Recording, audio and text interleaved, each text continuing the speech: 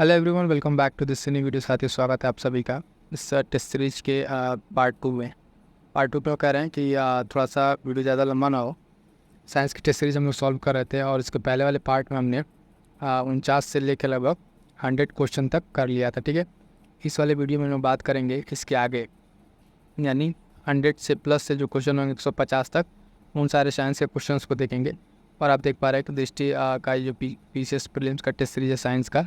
ठीक है, तो यहाँ पर हम देखेंगे कहाँ से, उसके आगे से क्वेश्चन देखेंगे। और जो साथी ने उनको बता दें कि पीडीएफ के लिए आप टेलीग्राम से ज़रूर जुड़ जाइएगा। टेलीग्राम का लिंक डिस्क्रिप्शन में है।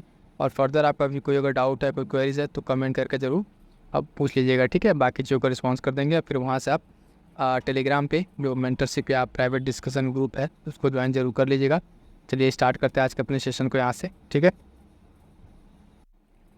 और एक चीज़ बता दें कि इसके साथ एक पीवाईक्यू और उसका टेस्ट सीरीज का कंप्लीट निचोड़ वीडियो शॉर्ट नोट्स आया है, जो प्रीलिम्स के लिए बहुत ही हेल्पफुल होगा आपके लास्ट टाइम रिवीजन के लिए, तो उसको ज़रूर आप लोग देख लीजिएगा। ठीक है, चलिए नेक्स्ट क्वेश्चन देखते हैं। Question number 101। ठीक है, नेक्स्ट क्वेश्चन क्या कह रहा है हमारा कि पादप जगत के निम्नलिखित में से किस उपसमूह में अनावृत बीज होते हैं। ठीक है, तो ऑप्शन हमारे पास एंजियोस्पर्म, टेरिडोफाइटा, ब्रायोफाइटा या जिम्नोस्पर्म। इसका राइट आंसर क्या हो जाएगा फ्रेंड्स? राइट आंसर हो जाएगा ऑप्शन डी, जिम्नोस्पर्म। जिम्नोस्पर्म होता क्या है? पादप जगत में अगर आप बात करेंगे तो ऐसा समूह है जिसके पास नग्न बीज होते हैं। ठीक है, क्या होते हैं? नग्न बीज होते हैं, इसलिए टेरिडोफाइटा से बेहतर होते हैं। और ये जो होते हैं बीज देने वाले पौधे होते हैं, क्या होते हैं? जिम्नोस्पर्म। ठीक है, राइट आंसर क्या हो जाएगा? Option gymnosperm. क्लियर है? नेक्स्ट देखते हैं क्वेश्चन। क्वेश्चन में 102 क्या कह रहा है? स्टेटमेंट वाला देखिएगा। पादपों में मौजूद जटिल अस्थायी उत्तकों के संदर्भ में निम्नलिखित कथनों पर विचार कीजिए। ठीक है, तो जाइलम पानी को जड़ों से तने और पत्तियों तक पहुंचाता है। ठीक है, जाइलम। ठीक है, जाइलम जल।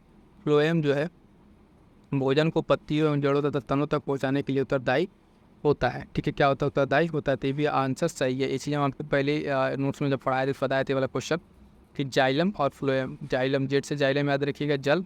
ठीक है, एक ट्रिक बताए से जैसे जाइलम जल। ठीक है, और फ्लोएम, फ्लोएम से फूड, फूड याद रखिएगा, फ्लोएम। तो हमने दोनों स्टेटमेंट अगर आप देखेंगे हम क्या है, दोनों स्टेटमेंट सही है। तो राइट आंसर क्या हो जाएगा? Option B. ठीक है, 1 और 2 दोनों सही है, यानी दोनों का जो अपना वर्क दिया हुआ है, जाइलम जो है पानी को जड़ों से लेकर पहुँचाता है वहाँ तक, फ्लोएम जो है भोजन को पत्ती और जड़ों तक तक पहुँचाने के लिए उत्तरदायी है। तो इंपॉर्टेंट हो जाता है दोनों। राइट आंसर हो जाएगा ऑप्शन बी। ठीक है, 1 और 2 दोनों। ठीक है, नेक्स्ट क्वेश्चन देखेंगे। Question number 103। निम्नलिखित में से किस पादप हार्मोन का उपयोग बीजों और कलियों में अंकुरण गतिविधियों को रोकने के लिए किया जा सकता है? ठीक है, तो इसमें क्या होता है? पादप कुछ हार्मोन। ठीक है, उन हार्मोन के परिणाम जानेंगे। एसबी कम्ल है, एथिलीन है, ऑक्सिन है और जिब्रेलिन है। ठीक है, ये क्या है? इनका डिफरेंट डिफरेंट काम है। ठीक है, इसमें पूछ रहा है कि बीज अंकुरण गतिविधि को रोकने के लिए किसका इसमें उपयोग होता है, कौन सा है हार्मोन? ठीक है, तो इसमें होगा एसबिस। ठीक है, अम्ल। ठीक है, एसबिसिकस अम्ल जो है यहाँ पे क्या करता है, ये गतिविधि उसको रोकने के लिए। बाकी थोड़ा सा इसमें और बता दें अलग अलग। इसमें जो ऑक्सीन है, ऑक्सीन का काम क्या है? ऑक्सीन देखेंगे ये क्या करता है, ये फूल आने को बढ़ावा देता है। ठीक है, फूल आने को बढ़ावा देता है। और पौधों में जो होती है, ठीक है, उसके कलम जो होती है उसके जड़ में क्या करता है? स्थापित करने में सहायता करता है। यानी ये क्या करता है? फूल को आने में बढ़ावा देता है, ऑक्सीन। ठीक है, जिब्रेलिन्स की बात करें, जिब्रेलिन्स क्या करता है? ये क्या करता है? ये जो उनके फलों हैं उनके आकार को वृद्धि करता है, फलों की आकार में वृद्धि करता है। जैसे सेब हो गया, ठीक है, इन सबको क्या करेगा? आकार में वृद्धि करेगा। और ये क्या करता है? पकने में भी देरी के कारण कभी कभी हो सकता है। जैसे जिब्रेलिन क्या करता है कभी कभी, उसमें ये कर देता है कि फलों पकने में भी देरी कर सकता है। ठीक है, अगला देखते हैं इसमें नेक्स्ट क्या है। नेक्स्ट है इसमें एथिलीन। एथिलीन क्या है? ये करता है कि आप देखें कोशिकाओं को तेज़ी से विभाजित होने के लिए क्या करता है? उत्पन्न करता है। तेज़ी से विभाजन, कोशिकाओं विभाजन उत्पन्न करता है एथिलीन। ठीक है, तो सारे पॉइंट्स आए जो क्लियर हो गए रोकने के लिए स्पेस कम। ठीक है, बाकी तीनों ऑप्शन क्लियर हो गए होंगे। अगला क्वेश्चन ये बहुत ही इंपॉर्टेंट है, चारों हार्मोन्स को याद रखिएगा। जो चारों हार्मोन्स है, जो पादप हार्मोन बहुत ही इंपॉर्टेंट है। अगला है 104। निम्नलिखित में से कौन सा पादप रोग पौधों में कवक रोगजन के कारण होता है? ठीक है, एफिड संक्रमण, एस्टेरेलोक्लोसिस या जंग संक्रमण। तो इसका राइट आंसर क्या हो जाएगा? जंग संक्रमण। राइट आंसर हो जाएगा ऑप्शन डी, जंग संक्रमण जो है ये क्या होता है? पादप पौधों में कवक रोगजन के कारण होता है, कवक जन के कारण होता है। क्लियर है? नेक्स्ट क्वेश्चन देखते हैं। नेक्स्ट क्वेश्चन हमारा 105। ये क्या कह रहा है देखिएगा, यह प्रकाश ऊर्जा को रासायनिक ऊर्जा में परिवर्तित करने के लिए पौधों और अन्य जीवों द्वारा उपयोग की जाने वाली प्रक्रिया है। इस प्रक्रिया को क्या कहते हैं? ठीक है, परासरण, वाष्पोत्सर्जन, शोषण या प्रकाश संश्लेषण। ठीक है, तो इसका राइट आंसर क्या हो जाएगा? ऑप्शन सी, प्रकाश संश्लेषण। क्या करता है ये? प्रकाश ऊर्जा को रासायनिक ऊर्जा में परिवर्तित करते हुए, ठीक है, पौधों और अन्य जीवों के द्वारा उपयोग की जाने वाली इसमें ये यूज किया जाता है। ठीक है, तो ऊपर वाले क्वेश्चन में हम लग रहा है कि वो ऑप्शन थोड़ा सा नहीं क्लियर किया, उसको थोड़ा सा देख लीजिए। इस वाले में, हाँ, संक्रमण वाले में, जंग संक्रमण तो बता ही दिया था। क्लोरोसिस क्या होता है? क्लोरोसिस के बारे में थोड़ा सा जान लीजिए। ये जो होता है पत्ती पर जो है, पत्तियों पर पीले और जो धब्बे रंग का बन जाता है, पीला और हरे रंग का धब्बा, ये क्लोरोफिल के असमान वितरण के कारण बनता है। ठीक है, और एफिड संक्रमण क्या है? एफिड संक्रमण जो है ये कवक नहीं बल्कि कीटों से होने वाला, किससे होने वाला? कीटों से होने वाला एक समस्या है। क्लियर है? कीटों से होने वाला समस्या क्या है अब देखेंगे, एफिड संक्रमण है। ठीक है, चलिए, और एक ही बच गया आपका येलो एस्टर। ये एस्टर येलो क्या है? ये जो है एस्टर येलो की अगर हम बात करते हैं तो ये जो है ये पौधे की बीमारी है जिसमें फाइटोप्लाज्मा नामक कई जीवाणु कारक होते हैं। क्या होता है? फाइटोप्लाज्मा नामक कई जीवाणु कारक होते हैं, तो एस्टर येलो से रिलेटेड है। ठीक है, आइए नेक्स्ट क्वेश्चन हम देख लेते हैं कौन सा, ये प्रकाश संश्लेषण वाला। इसका राइट आंसर क्या हो जाएगा? ऑप्शन सी, प्रकाश संश्लेषण हो जाएगा। ठीक है, प्रकाश संश्लेषण आप सब जानते हैं, प्रकाश संश्लेषण पौधों द्वारा ये किया जाता है। अगला क्वेश्चन है, क्वेश्चन नंबर 100 से इंपॉर्टेंट क्वेश्चन है, मानव पाचन तंत्र में शामिल प्रक्रियाओं पर विचार कीजिए और उनको सही क्रम में व्यवस्थित कीजिए। अंतर्ग्रहण, स्वांगीकरण, पाचन और अवशोषण। ठीक है, इसका राइट आंसर क्या हो जाएगा? सबसे पहले क्या होता है? हम पहले तो अंतर्ग्रहण करते हैं। ठीक है, क्या करते हैं? सबसे पहले अंतर्ग्रहण करते हैं, उसके बाद से क्या करते हैं? उसका पाचन होता है। ठीक है, पाचन के बाद से क्या होता है? स्वांगीकरण, फिर अवशोषण। ठीक है, लास्ट में अवशोषण होगा और अंतर्ग्रहण पहले होगा, सेकेंड नहीं, 1 मिनट देखिएगा, ये देखिएगा, पाचन के बाद से क्या होगा आपका? पाचन के बाद से अवशोषण होगा, तब जाकर स्वांगीकरण होगा। ठीक, तो ये सारे प्रोसेस आप इसमें समझ गए होंगे। अवशोषण के बाद क्या होगा? स्वांगीकरण होगा। ठीक है, तो राइट आंसर क्या होगा? 1 के बाद से आएगा आपका 4, 1 के बाद से 4 किसमें है? ऑप्शन डी में राइट आंसर हो जाएगा, ऑप्शन डी राइट आंसर हो जाएगा। ठीक है, ये चीज़ ध्यान रखिए, कई बार इसको इसी तरीके से पूछ लेता है। ठीक, तो पहले क्या है? अंतर्ग्रहण करेंगे, फिर पाचन होगा, फिर अवशोषण होगा, फिर स्वांगीकरण होगा। ठीक है, तो ये चीज़ क्लियर हो गया है। आइए नेक्स्ट देखें, और इसके बाद लास्ट स्टेप क्या रहता है? निष्कासन का लास्ट स्टेप रहता है। अगला क्वेश्चन नंबर 107, बहुत इंपॉर्टेंट क्वेश्चन है, बहुत इंपॉर्टेंट क्वेश्चन है। मानव शरीर की सबसे छोटी आंत के बारे में कथनों पर विचार करना है और बताना है कौन सा सही नहीं है। तो यह यकृत और अग्नाशय से प्राप्त स्राव प्राप्त करता है। कहाँ से? यकृत और अग्नाशय से। 107, ठीक है, बात तो सही है। यह पोषक, यहीं पर जो है पोषक तत्वों को पचाने की अधिकांश क्रिया होती है। जो पोषक तत्व होते हैं यहीं पर अधिकांश पचाए जानते हैं, ये भी ठीक ही बात है। यह अत्यधिक कुंडलित है और लगभग 7.5 मीटर लंबी है। ठीक है, तो क्या है? छोटी आंत है ना, तो ठीक है, लंबी होती है। यह पित्त रस का स्राव करता है, जो कि पित्ताशय नमक थैली में जमा होता है। नहीं, ये जो छोटी आंत जो है आपका, ये पित्त का स्राव नहीं करती है। ये ऑप्शन आपका गलत हो जाएगा। पित्त स्राव कहाँ से होता है? कहाँ से होता है? ये यकृत से होता है। ठीक है, यकृत से होता है और पित्ताशय नमक थैली में जमा होता है। कहाँ से? यकृत से ये स्राव होता है। तो ऑप्शन डी यहाँ पे गलत दे दिया हुआ है, और हम गलत ही पूछा, तो राइट आंसर हमारा क्या हो जाएगा? ऑप्शन डी राइट आंसर हो जाएगा। अब देखिए, जो ऑप्शन गलत है उसकी तो समझ लिए, बाकी जो सही है उस चीज़ को हमें याद करते हुए चलना है। बाकी छोटी आंत के बारे में अगर देखेंगे आप, छोटी आंत के बारे में 3 स्टेटमेंट सही है, इन तीनों स्टेटमेंट को आप अच्छे से तैयार कर लीजिएगा। ठीक है, आइए नेक्स्ट क्वेश्चन 108, निम्नलिखित में से कौन सा हृदय से रक्त को मानव शरीर के विभिन्न भागों तक लेके जाता है? क्या करता है?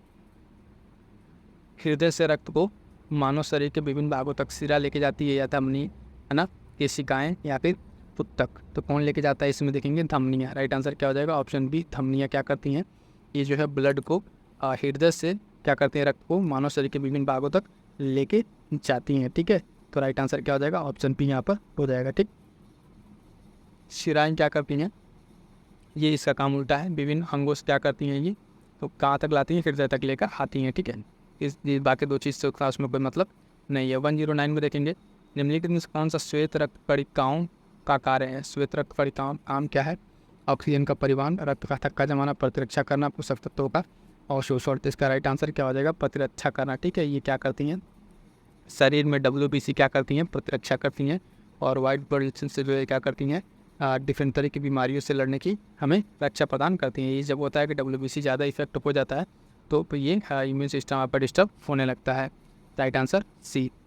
अगला क्वेश्चन 110, कौन सा जो है रक्त संबंधी रोग श्वेत रक्त कोशिकाओं का कैंसर है? ठीक है, तो ये थैलेसीमिया, रक्त क्षयताप, एनीमिया, ल्यूकेमिया। तो राइट आंसर क्या हो जाएगा? Option D. ठीक है, ऑप्शन डी क्या हो जाएगा? ल्यूकेमिया। ल्यूकेमिया क्या है? वाइट ब्लड सेल का ब्लड कैंसर एक तरीके से है। ठीक है, श्वेत रक्त कणिकाओं WBC। ठीक है, वाइट ब्लड सेल्स का ये क्या है? कैंसर है ल्यूकेमिया। ठीक, एनीमिया क्या है? एनीमिया जो है आप देखेंगे एनीमिया खून की कमी से क्या होता है, ये एनीमिया एक रोग है जिसमें क्या होता है कि रक्त कणिकाएं जो है, लाल रक्त कणिकाएं थोड़ी सी डैमेज हो जाती हैं और ये क्या करता है, इसमें ये भी एक तरह की बीमारी है। ठीक, थैलेसीमिया क्या है? ये भी एक विकार है, अनुवांशिक है, जिसमें हीमोग्लोबिन जो है मौजूद प्रोटीन क्या करता है, उसमें थोड़ी सी डिस्टर्बेंस आ जाती है। तो ये भी एक तरह की बीमारी है और ये उच्च रक्तचाप तो आप जानते ही हैं। ठीक है, इस पर कुछ ज़्यादा करना नहीं। लेकिन राइट आंसर हमसे क्या पूछा था यहाँ पे? श्वेत रक्त से ल्यूकेमिया राइट आंसर है, ऑप्शन डी। इसको समझते चलना है। अगला क्वेश्चन बहुत ही बढ़िया क्वेश्चन देखिएगा। मानव मस्तिष्क का निम्नलिखित में से कौन सा भाग शरीर के तापमान और खाने पीने की इच्छा को नियंत्रित करता है? तो मध्य मस्तिष्क, हाइपोथैलेमस, पश्चिम मस्तिष्क या सेरेब्रम। इसका राइट आंसर क्या हो जाएगा? हाइपोथैलेमस। ठीक है, ऑप्शन सी हाइपोथैलेमस क्या करता है? मस्तिष्क का ये भाग है जो क्या करता है, विभिन्न तरीके की चीज़ों को क्या करता है, नियंत्रित करता है, हाइपोथैलेमस। ठीक है, शरीर का तापमान, पानी पीने की इच्छा, बाकी अदर चीज़ों को क्या करता है, यही खाने पीने की इच्छा को नियंत्रित करता है, हाइपोथैलेमस ग्लैंड। ठीक है, अगला क्वेश्चन नंबर 112। मानव शरीर की थायराइड ग्रंथि में हार्मोन संश्लेषण की सामान्य दर के लिए निम्नलिखित में से क्या आवश्यक है? ठीक है, क्या आवश्यक है? Question number 112। तो लोहा, कैल्शियम, जिंक, आयोडीन। तो क्या कह रहा है थायराइड ग्रंथि के लिए? तो आयोडीन हो जाएगा। क्या हो जाएगा? राइट आंसर हो जाएगा ऑप्शन सी, आयोडीन। ठीक है, थायराइड ग्रंथि, आयोडीन यहाँ पर राइट आंसर हो जाएगा। अगला क्वेश्चन, क्वेश्चन नंबर 113। मानव शरीर में किस हड्डी को सामान्यतः कॉलर बोन कहा जाता है? ठीक है, मानव शरीर में यह कॉलर बोन किसको कहा जाता है? फीमर को, हंसली को, ह्यूमरस को हो जाए, टीबिया को। ठीक है, तो राइट आंसर क्या हो जाएगा? हंसली जो होती है, हंसली की हड्डी को क्या कहा जाता है? कॉलर बोन कहा जाता है। ठीक है, जो गर्दन के पास इस तरह की हड्डी होती है, ठीक है, उसको क्या कहता है? कैल्विक बोन या हंसली कहा जाता है। ठीक है, फीमर आप जानते हैं ये जांग की हड्डी है, इसमें ज़्यादा कुछ बताना नहीं, फीमर जांग की हड्डी हो गई। ठीक है, ह्यूमरस, ह्यूमरस क्या है? ये बाँह की हड्डी है, तो बाहों की हड्डी है। और टीबिया क्या है? टीबिया देखिए पैर के निचले, बाकी ये हड्डी है। ठीक है, तो इस तरीके से ऑप्शन को डिटेल आपको एक्सप्लेनेशन मिल जा रहा है। राइट आंसर हमारा क्या है? ऑप्शन सी यहाँ पे हो जाएगा। ठीक है, अगला क्वेश्चन देखते हैं, क्वेश्चन नंबर 114। मानव शरीर में रक्त शर्करा के स्तर को नियंत्रित करने के लिए कौन सा हार्मोन जिम्मेदार है? ठीक है, रक्त शर्करा को नियंत्रित करने के लिए कौन सा? Insulin, cortisol, thyroxine, estrogen. ठीक है, तो राइट आंसर क्या हो जाएगा? राइट आंसर हो जाएगा इसका ऑप्शन ए, इंसुलिन। ठीक है, इंसुलिन क्या करता है? रक्त शर्करा, ब्लड शुगर को नियंत्रित करता है। और इस जब इंसुलिन की डिस्टर्बेंस होती है तो क्या होता है? बीपी और क्या कहते हैं, ये मधुमेह रोग वाला डिस्टर्बेंस शुरू हो जाता है। ठीक है, थायरॉक्सिन क्या करता है? थायरॉक्सिन के बारे में थोड़ा जानिए। थायरॉक्सिन क्या करता है? थायराइड ग्रंथि को, उसका थायराइड ग्रंथि द्वारा स्रावित होता है थायरॉक्सिन। यह मुख्य रूप से क्या करता है? चयापचय क्रिया को ये नियमित करता है। ठीक है, और ये रक्त शर्करा को डायरेक्ट प्रभावित नहीं करेगा। कार्टिसोल क्या है? कार्टिसोल का इसका निर्माण जो दिखेंगे हाइड्रिनल ग्लैंड्स के द्वारा होता है। कार्टिसोल का निर्माण एड्रिनल ग्लैंड के द्वारा होता है। ठीक है, और इसमें क्या होता है? ये स्ट्रेस हार्मोन के रूप में भी जाना जाता है। कौन सा हार्मोन? Stress hormone. ठीक है, 3F हार्मोन करके एक आता है, लड़ो हार्मोन। ठीक है, वहाँ से। और एक बच गया आपका इसमें लास्ट, कौन सा?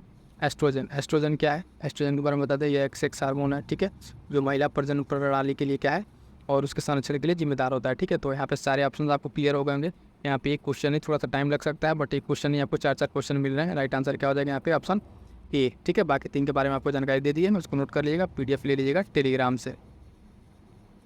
निम्नलिखित में से कौन सा डाइसेकेराइड का उदाहरण है? डाइसेकेराइड का उदाहरण कौन सा है? Glucose, maltose, sucrose, cellulose. Option दिया हुआ है नीचे।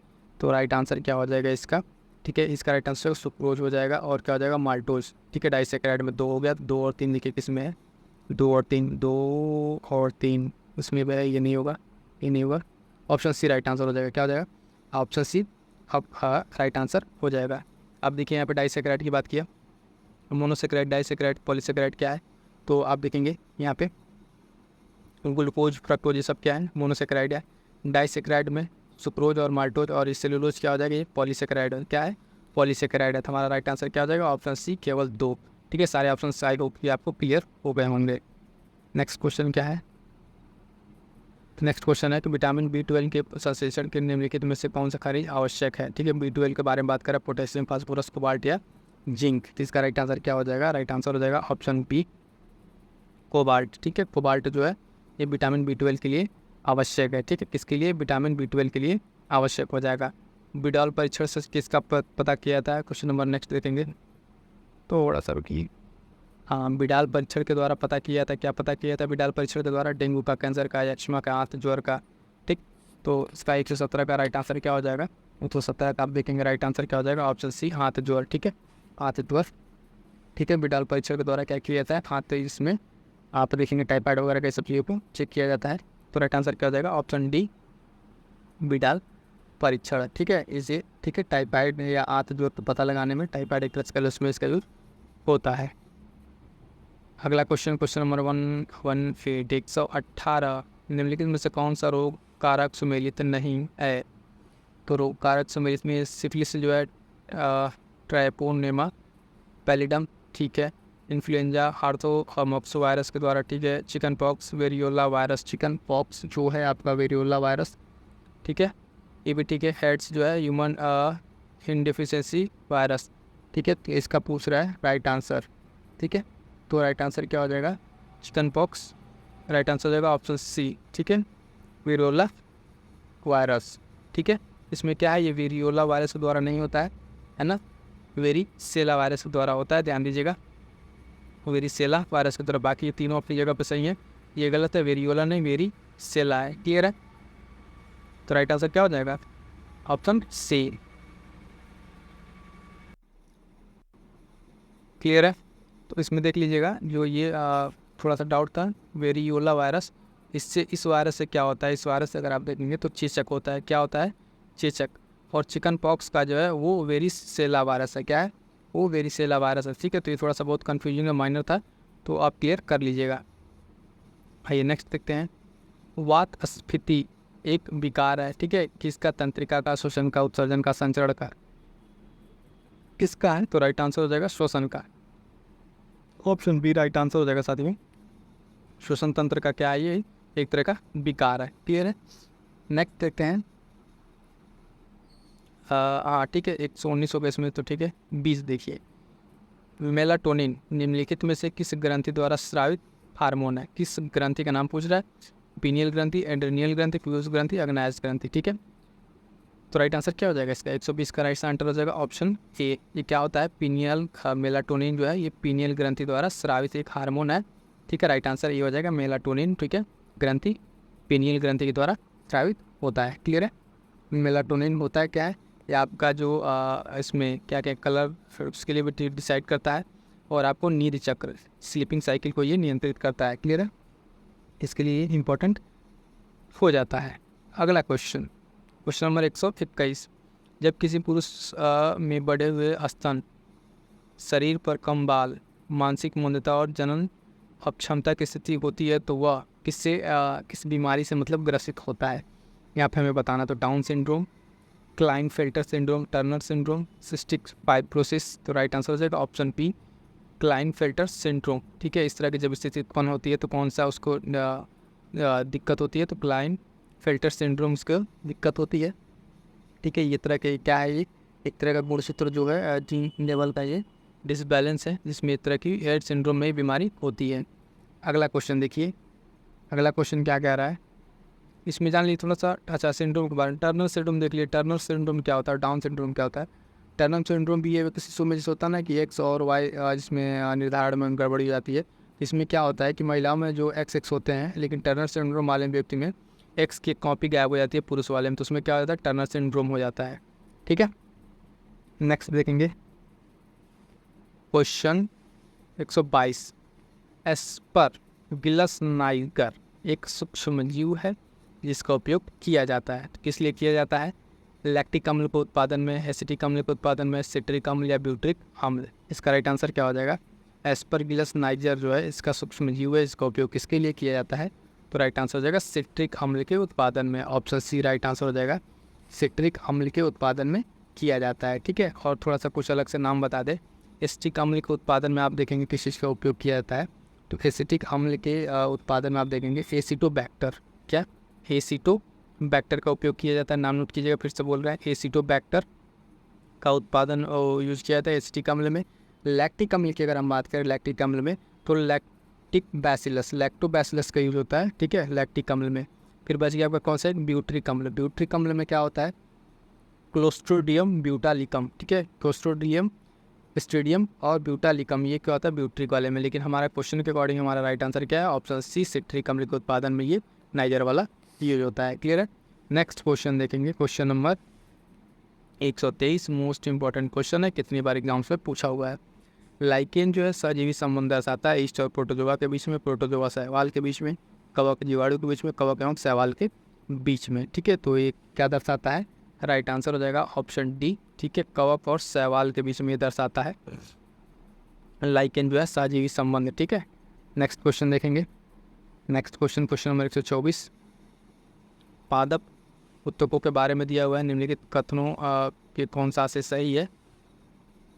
तो देखेंगे, पोलन काइमा स्थूलपूर्ण जो है उत्तक में मोटी कोशिका भित्ति वाली जीवित कोशिकाएं होती है और तन्यता शक्ति प्रदान करती हैं। क्या करती है, तन्यता शक्ति प्रदान करती हैं, बात बिल्कुल सही है। और पैरेन काइमा जो है उत्तक मृत कोशिकाओं से बने होते हैं, आंतरिक उत्तकों के रूप में कार्य करते हैं। क्या करते हैं, और उसके रूप में कार्य करते हैं, लेकिन नहीं, पैरेन काइमा वाला गलत है। तो राइट आंसर हमें चूज करना है। ठीक है, सही आंसर, राइट आंसर क्या हो जाएगा, ऑप्शन केवल ये। ठीक है, ऑप्शन ए केवल यहाँ पर राइट आंसर हो जाएगा।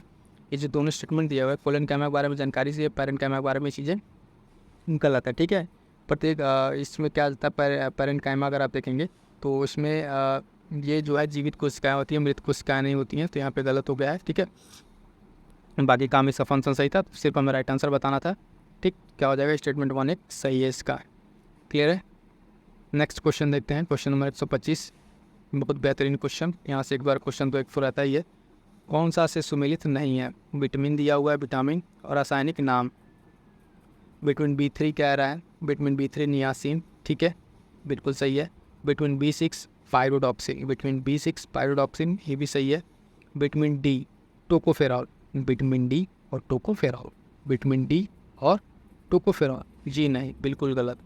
टोकोफेरॉल किसका नाम है, तो फिर टोकोफेरॉल किसका नाम हो जाएगा, ये होता है विटामिन ई का। किसका, विटामिन ई का। विटामिन के फिलोक्विनोन। ठीक है, ये तो ठीक है अपनी जगह पे। विटामिन के का क्या है, सही है। अब हमें बताना क्या था, हमें गलत बताना था कौन सा सुमेलित नहीं है, तो बता दिया हमने, ये सी वाला सुमेलित नहीं है। क्यों नहीं सुमेलित है, विटामिन डी का नाम हमने आपको बता दिया कि कैल्सिकल्फेरॉल होता है। ठीक है, और टोकोफेरॉल किसका है, विटामिन ई का है। क्लियर हो गया क्वेश्चन ये। आई होप कि बहुत बेहतरीन क्वेश्चन है, इस तरह क्वेश्चन पूछे जाते हैं। ये दोनों सही है, तीनों सही है। ठीक है, ये बी सी अपनी जगह पर सही है, और हमसे गलत पूछा है, तो हमारा क्वेश्चन के अकॉर्डिंग राइट आंसर क्या हो जाएगा, option C. Tocopherol vitamin E को कहते हैं, विटामिन डी को कैल्सिकल्फेरॉल कहते हैं। क्लियर है। नेक्स्ट क्वेश्चन है क्वेश्चन नंबर 26, इंपॉर्टेंट क्वेश्चन है। देखिए, कह रहा है कि निम्नलिखित में से कौन सा लिपिड के संश्लेषण का प्रमुख स्थल है। तो जो लिपिड होता है उसके संश्लेषण का प्रमुख स्थल कौन सा है। ऑप्शन दिया है कि अंतःप्रद्रव्ययी जलिका, गोल्गी का, लाइसोसोम या सेंट्रोसोम। जिसका राइट आंसर हो जाएगा, राइट आंसर हो जाएगा ऑप्शन ए, अंतः। ठीक है, प्रद्रव्य जलिका। ठीक है, इसको ईथार बोलते हैं, एंडोरेटिकुलम भी बोलते हैं। ये दो प्रकार का होता है, एक रफ ER होता है, ठीक है, रफ वाला होता है, और एक स्मूथ होता है। तो रफ वाला तो उसमें क्या होता है, उसमें जो होता है राइबोसोम्स होते हैं। क्या होते हैं, राइबोसोम्स होते हैं। और एक जो स्मूथ है उसमें राइबोसोम्स का एब्सेंट होता है, उसमें नहीं होता है। ठीक है, तो इसका राइट आंसर क्या हो जाएगा, ऑप्शन ए राइट आंसर हो जाएगा।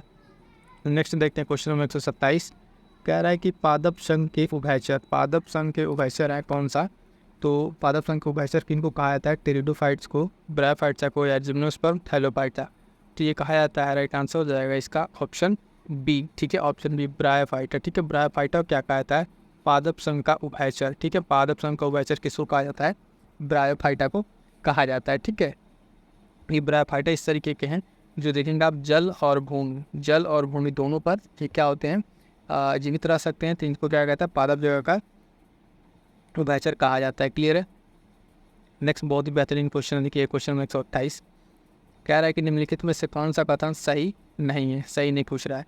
यूरेसिल RNA में मौजूद क्षारों में से एक है। ठीक है, तो यूरेसिल में RNA जो यूरेसिल है ये RNA में मौजूद होता है, बात सही है। DNA का आधार जो है युग्मन एडेनिन, थाइमिन तथा ग्वानिन और साइटोसिन है, ये भी सही है, क्योंकि इसमें जो युग्मन होता है इसके बीच का बॉन्ड जो है ये T और GC के बीच का bond, double bond, triple bond, ये भी सही है। थर्ड है, कोरोना वायरस में आनुवंशिक पदार्थ के रूप में RNA होता है। ठीक है, इसमें क्या होता है, RNA होता है। ठीक है, भी सही है। तो गलत कौन सा में पूछ रहा है, DNA में RNA की तुलना में न्यूक्लियोटाइड की एक छोटी श्रृंखला होती है। ठीक है, तो ये जो ऑप्शन है, ये ऑप्शन कौन सा हो गया, ऑप्शन डी। ये जो यहाँ पे गलत है, इसमें क्या होता है, ये श्रृंखला जो है छोटी श्रृंखला नहीं होती है। यहाँ पे जो देखेंगे ये श्रृंखला क्या होती है, बड़ी श्रृंखला या लंबी श्रृंखला होती है। ठीक है, तो 3 ऑप्शन तो यहाँ पे सही है। ठीक है, लेकिन पूछा हमसे गलत है, तो उसके अकॉर्डिंग हमारा राइट आंसर क्या हो जाएगा, ऑप्शन डी राइट आंसर हो जाएगा। क्लियर है, बता दें क्यों गलत है। यहाँ पे न्यूक्लियोटाइड की एक लंबी श्रृंखला होती है, इसलिए गलत हो जाएगा। नेक्स्ट क्वेश्चन में क्वेश्चन नंबर 129, रासायनिक उर्वरकों के संदर्भ में निम्नलिखित में से कौन सा कथन सही है। तो पहला स्टेटमेंट है कि अमोनिया का उत्पादन प्राकृतिक गैस से होता है। ठीक है, अमोनिया का उत्पादन क्या होता है, प्राकृतिक गैस से होता है। ये बात बिल्कुल सही है।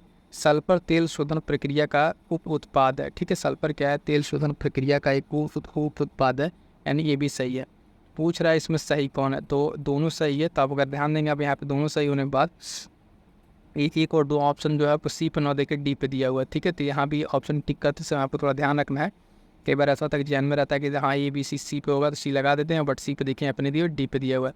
तो ऑप्शन में भी देखना है कि जो हमें हमारा सही है, एक और 2 दोनों, वो कहाँ पर दिया हुआ है। क्लियर है, चलिए नेक्स्ट क्वेश्चन देखते हैं। क्वेश्चन में 130, कह रहे हैं निम्नलिखित में से कौन सा रोग विषाणु वायरस के कारण नहीं होता है। ठीक है, विषाणु के कारण नहीं होता है, तो यहाँ पर दिया पोलियो, डेंगू, तपेदिक, खुरपा एवं पकार रोग।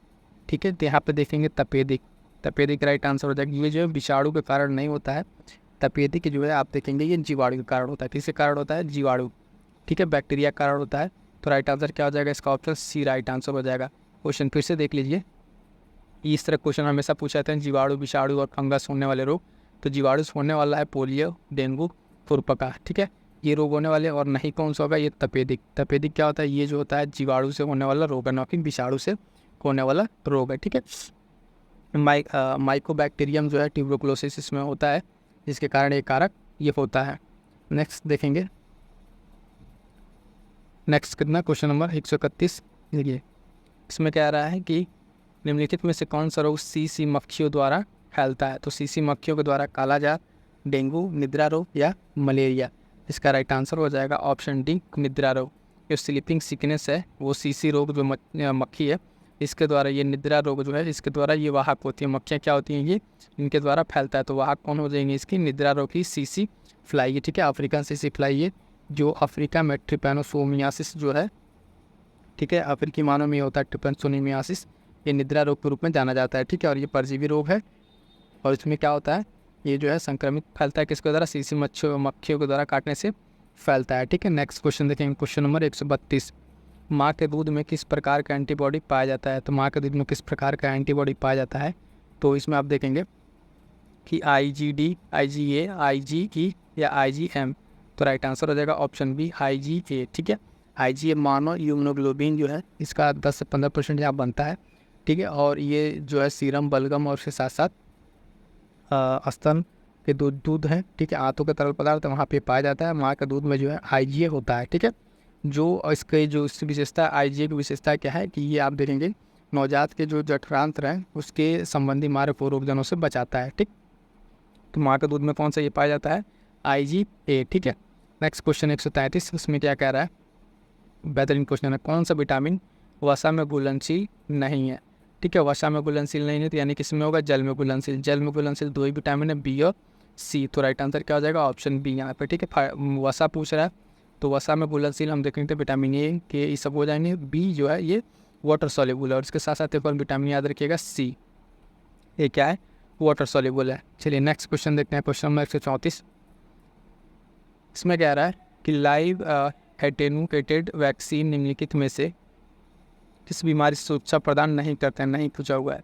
तो ये जो है आप देखेंगे किससे सुरक्षा नहीं प्रदान कर रहा है, टेटनस, खसरा, रोटा वायरस या कंठ माला। तो राइट आंसर हो जाएगा ऑप्शन ए टेटनस। ठीक है, टेटनस से ये जो है सुरक्षा प्रदान नहीं करते हैं, क्योंकि इसके द्वारा जो बनने वाले रोगाणु है, ठीक है, वो कमज़ोर होते हैं, और ये प्रकृति के रूप में प्राकृतिक जो संक्रमण रोकने में सहायक होते हैं। ठीक है, तो ये 3 का हो जाएगा, और राइट आंसर हमारा क्या हो जाएगा यहाँ पर, ऑप्शन ए राइट आंसर हो जाएगा। क्लियर है, ये नेक्स्ट क्वेश्चन देखते हैं, क्वेश्चन नंबर 135, निम्नलिखित में से कौन सा वास्तविक फल नहीं है। ठीक है, ट्रू फल नहीं है, आम, कीवी, ब्लूबेरी या स्ट्रॉबेरी। ठीक है, तो राइट आंसर हो जाएगा ऑप्शन डी स्ट्रॉबेरी। ठीक है, स्ट्रॉबेरी क्या है, ये ट्रू फल नहीं है। ठीक, बाकी आपको याद रखेंगे ट्रू फल क्या होता है कि जब किसी फल में जो है ना केवल अंडाशय होता है। ठीक है, फल के निर्माण में भाग लेता है केवल अंडाशय ही। अगर ट्रू फल की बात करें तो उसमें केवल अंडाशय, ठीक है, अंडाशय ही फल के निर्माण में भाग लेता है, उसको ट्रू फल कहते हैं। उदाहरण के तौर पर यहाँ पर देखेंगे आम है, कीवी है, ठीक है, ब्लूबेरी है, ये सब क्या है, ट्रू फल है। और बाकी इसमें ट्रू फल नहीं है तो कौन सा हो जाएगा right answer, option D strawberry, ठीक है। नेक्स्ट क्वेश्चन 136 का रैंडम लिखे कि में से कौन सा पशु कोशिका में मौजूद होता है, तो कौन सा पशु कोशिका में मौजूद होता है, राइट आंसर जीव द्रव्य, ठीक है, सीलिया, प्लास्टिड या कोशिका भित्ति। तो इसमें कह रहा है पशु कोशिका, ठीक है, जंतु नहीं, जंतु एनिमल कोशिका, ठीक है, इसमें कह रहा है। तो इसका राइट आंसर हो जाएगा ऑप्शन बी सीलिया, ठीक है। बाकी इन दोनों है प्लास्टिक कोशिका भित्ति, सब इसमें प्लांट वाले में भी पाए जाते हैं।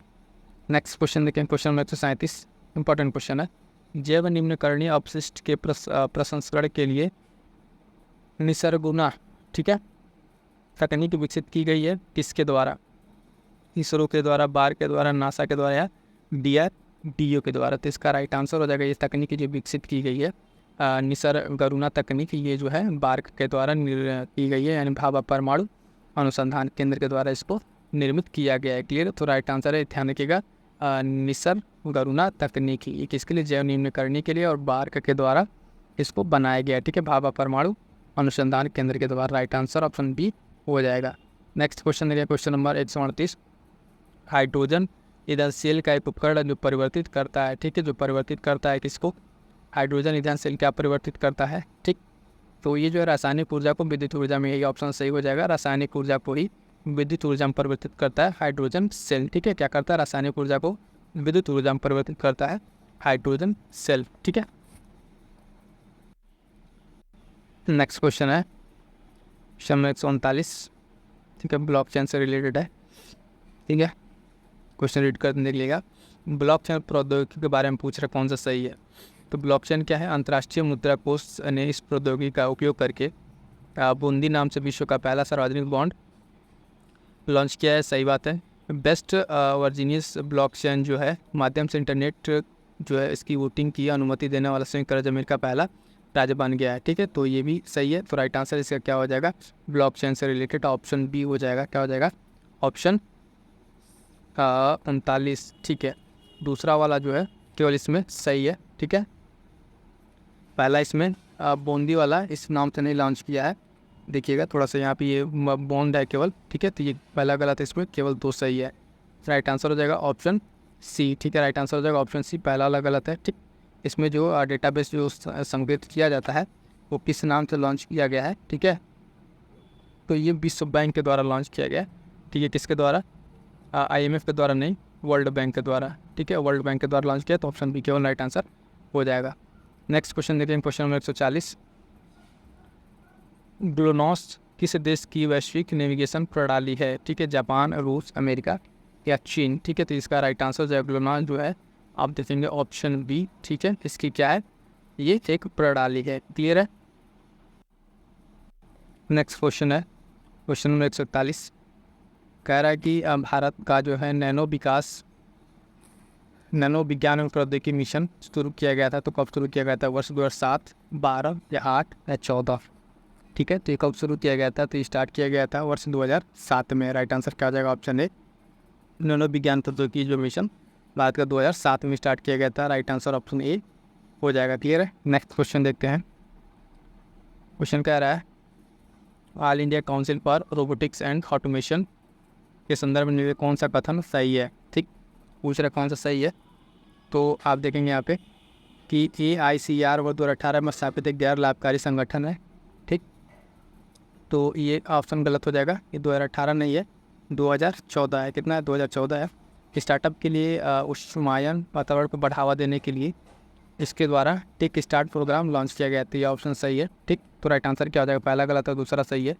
ऑप्शन में देखेंगे तो हो जाएगा ए भी गलत, ए भी गलत, ठीक है। ऑप्शन डी राइट आंसर हो जाएगा, ठीक, केवल 2 सही है, ठीक। आइए नेक्स्ट क्वेश्चन देखते हैं। क्वेश्चन नंबर 143 निर्भय मिसाइल के संदर्भ में निम्नलिखित में से कौन सा कथन सही है। निर्भय मिसाइल के संदर्भ में कौन सा कथन सही है, तो देखेंगे ये लंबी दूरी का सबसोनिक क्रूज मिसाइल है, ठीक। और इसके साथ साथ क्या है कि यह एक मोबाइल लॉन्चर से लॉन्च किया जा सकता है और यह एक अत्यधिक उन्नत जड़त्वीय नेविगेशन प्रणाली निर्देशित करता है। इसके दोनों ऑप्शन जो है ये सही है, ठीक है। राइट आंसर इसका ऑप्शन सी हो जाएगा, 1 और 2 दोनों निर्भय मिसाइल के संदर्भ में दोनों स्टेटमेंट अपनी जगह पे सही है। नेक्स्ट क्वेश्चन देखिए, क्वेश्चन नंबर 144, कोविड-19 वैक्सीन कोवैक्स जो है का निर्माण किया गया है, किसके द्वारा किया गया है? क्वेश्चन नंबर 144 जो है आप सीरम इंस्टीट्यूट इंडिया के द्वारा किया गया है। तो राइट आंसर ऑप्शन बी हो जाएगा, सीरम इंस्टीट्यूट के द्वारा। IPL में चर्चा में भी था, अभी कोविड से जो डेथ हो रही थी तो उसके रिगार्डिंग ये चर्चा में भी था, तो इसका कोवैक्स का ध्यान रखिएगा। अरोरा के संदर्भ में निम्नलिखित कथनों पर विचार कीजिए। अरोरा क्या है कि ये प्रकाशीय घटनाएं जो पृथ्वी के उत्तरी और दक्षिणी ध्रुव के समीप घटित होती हैं। क्या होती हैं? पश्चिमी और उसके समीप घटित होती हैं, तो ये सही है। और वे पृथ्वी के चुंबकीय क्षेत्र तथा वायुमंडलीय क्षेत्र के सूर्य के अवशिष्ट कणों परस्पर क्रिया करने के कारण होता है। ठीक है, तो इसका जो सेकंड ऑप्शन है ये क्या कह रहा है? ये भी यहाँ पे सही है। तो राइट आंसर क्या हो जाएगा? अरोरा से रिलेटेड दोनों ऑप्शन सही है, तो राइट आंसर हो जाएगा हमारा ऑप्शन सी। ठीक है, राइट आंसर ऑप्शन सी हो जाएगा यहाँ पे। फटाफट से देखते हैं नेक्स्ट क्वेश्चन। क्वेश्चन नंबर 146, निम्नलिखित में कौन सा परमाणु ऊर्जा संयंत्र सुमेलित नहीं है? ठीक है, कुडनकुलम जो है, कुडनकुलम कहाँ पे है? तो आप देखेंगे यहाँ पे ये तमिलनाडु, ठीक है। काकरापार गुजरात सही है। नरौरा, ठीक है, उत्तर प्रदेश सही है। और बात करेंगे कैगा तो ये महाराष्ट्र में न होंगे, कहाँ पर है कैगा? कर्नाटक में है। ठीक है, कहाँ पे? कर्नाटक में। ठीक, तो पूछ रहा हमसे गलत कौन सा है? यहाँ पर डी ऑप्शन ही गलत है, यही राइट आंसर हो जाएगा। बाकी आपको फिर से बता, तीनों ऑप्शन आपस में सही है। ठीक है, बस महाराष्ट्र वाला गलत है। कैगा कहाँ पर है? कर्नाटक में है। नेक्स्ट क्वेश्चन देखेंगे, क्वेश्चन नंबर 147, निम्नलिखित में से किससे राष्ट्रीय प्रौद्योगिकी दिवस के रूप में